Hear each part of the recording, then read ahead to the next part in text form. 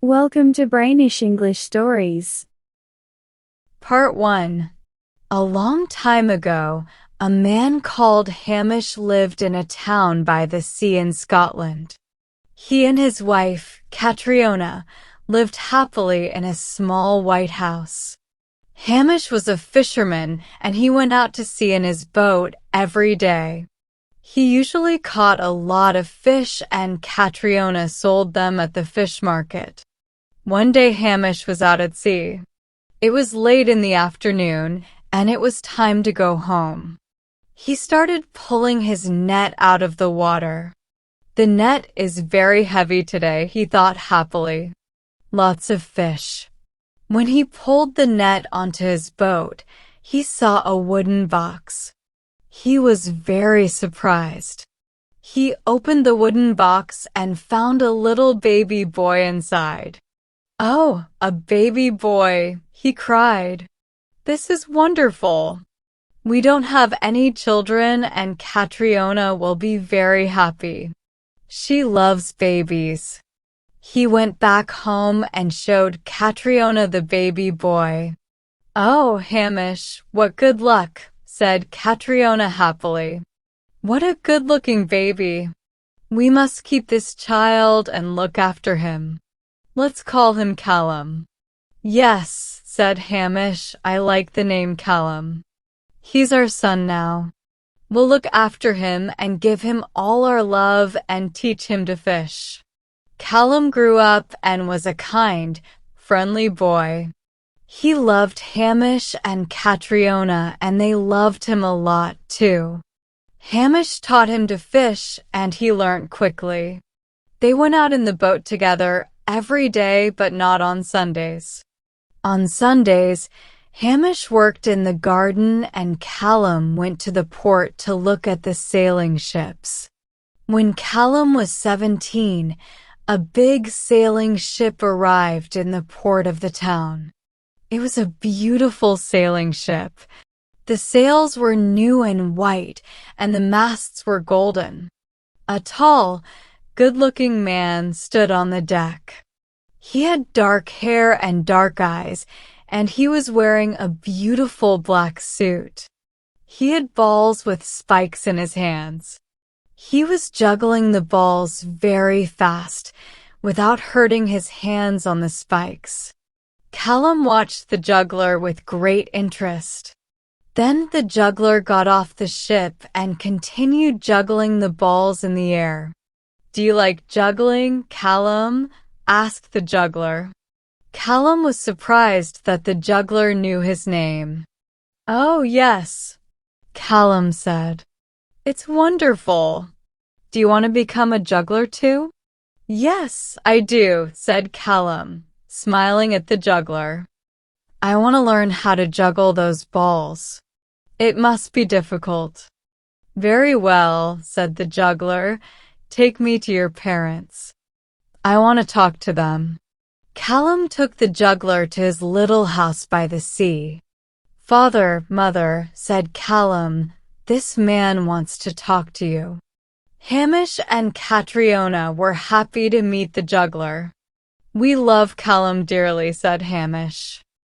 "I found him at sea when he was a baby." "At sea?" asked the juggler. He was suddenly very interested in Callum. If Hamish found him at sea, then Callum is a fairy child, a magical child, thought the juggler. "Give me your son for a year and a day," said the clever wizard, "and I will teach him how to juggle. Then when he comes back home, he can be a juggler. Jugglers make more money than fishermen." Hamish and Catriona looked at each other. They did not know what to do. "We must do what is best for our son," said Catriona, looking at Callum. "Do you want to be a juggler, a good juggler, Callum?" asked Hamish. "Yes, father, I do," said Callum. "Very well," said Hamish. "You can go away for a year and a day. And when you come back you will be a good juggler. Is that right, sir?" He looked at the juggler's dark eyes. "That's right, Hamish," said the wizard. "Your son will become a great juggler and he'll make a lot of money. I'll teach him a lot of things." Callum said goodbye to his parents and left his home with the juggler. For a year and a day, Callum sailed everywhere on the beautiful sailing ship. He saw a lot of new and interesting places, and he learned all about juggling. Part 2. After a year and a day, the juggler brought Callum back to his home in Scotland. Callum was now an excellent juggler. He could juggle 7 spiked balls, and he never hurt his hands with the spikes. Hamish and Catriona were very happy when Callum arrived. They thanked the juggler. "Now your son is a good juggler," said the man. "If he stays with me for another year and a day, he will become the best juggler in the world." "How wonderful," said Hamish. "Yes, Callum can go with you again." Callum left for another year and a day, but at the end of that time, he did not return to his home. Hamish and Catriona were worried. They went to the port to look for the beautiful sailing ship, but it was not there. They asked a lot of people, but no one knew anything about Callum or the juggler. "Catriona," said Hamish sadly, "I must go and find Callum." "Please be careful, Hamish," said his wife, "and bring Callum home quickly." "Don't worry, dear," said Hamish, kissing his wife on the cheek. Poor Hamish did not know where to look for his son. He walked through the forests, up the hills and mountains, and crossed a lot of rivers, but he did not find Callum. One night Hamish was very tired and hungry. He saw a little old house in the forest. There was a light in the window. "Perhaps the person in this house can help me," thought Hamish. "Hello," said Hamish. "Is anyone home?" A very old, kind wizard opened the door. He had bright blue eyes and a kind smile. "Welcome to my home." "Please come in," said the friendly old man. "You must be very tired. Sit down and rest." Hamish sat down near the fire. The old man gave him some hot tea, bread, and butter. Hamish ate the bread and butter and drank the hot tea. After eating, he felt better and told the old man about his long journey. The old man listened carefully and was suddenly sad. "Your son's in the hands of the evil king of the wizards," he said. "Everyone here knows about the wizard and his terrible magic. But don't worry, I'll help you. You must rest now and we'll talk about it tomorrow morning." He gave Hamish a warm red blanket and he fell asleep near the fire. Early the next morning, the old man gave Hamish some breakfast. Then he said, "Today you must go to the king of the wizards. He lives in a dark castle on a high hill. When you get there, you must talk to the king immediately. Tell him you want your son. The king will take you to his tower where there are 14 pigeons. The king has magic powers and can change a person into a pigeon. If you recognize your son, you can take him home with you." "But how will I recognize my son?" asked poor Hamish. "Pigeons all look the same. Remember this, Callum is the pigeon with a tiny black feather on its head," said the old man. "Look at all the pigeons slowly and carefully.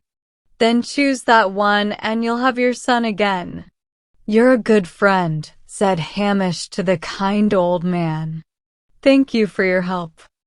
I'll always remember you." "Good luck to you, Hamish," said the old man. Hamish followed the old man's instructions. He crossed a dark forest and a big river, and then started walking up a high hill. The wizard's dark castle was on top of the hill. There were a lot of towers all around it. The sky was dark and cloudy, and suddenly the wind started blowing. What an ugly place, thought Hamish, looking at the castle and its towers. My son is in one of those towers. He got to a black wooden door. He rang a big bell and waited. After a few minutes, a man opened the door. "I want to see the king of the wizards," said Hamish. In a moment, the juggler in the black suit was standing at the door of the castle. Hamish was scared when he saw the evil wizard. Part 3. The King of Wizards immediately recognized Hamish, and he was not happy to see him. "What do you want?" the wizard asked angrily. "I want my son, Callum," said Hamish. "You promised to bring him to us after a year and a day." The wizard was silent for a moment. "I can give you anything you want. Beautiful clothes, a fast horse, a new fishing boat, a big house, a jewel for your wife. But let me keep your son," said the wizard.